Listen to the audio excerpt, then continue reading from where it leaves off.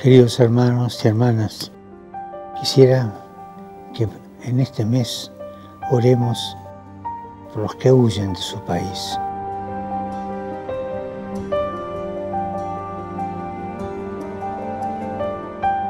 Al drama que viven las personas forzadas a abandonar su tierra, huyendo de guerras o de la pobreza, se une muchas veces el sentimiento de desarraigo, de no saber a dónde se pertenece.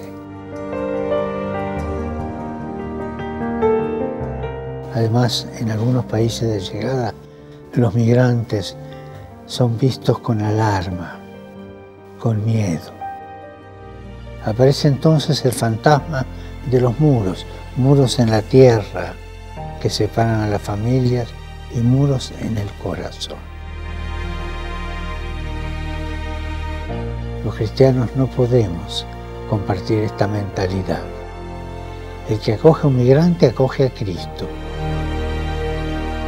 Debemos promover una cultura social y política que proteja los derechos y la dignidad del migrante y que los promueva en sus posibilidades de desarrollo y que los integre.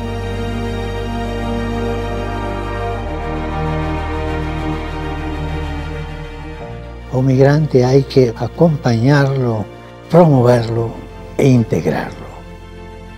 Oremos para que los migrantes que huyen de las guerras o del hambre, obligados a viajes llenos de peligro y violencia, encuentren aceptación y nuevas oportunidades en la vida.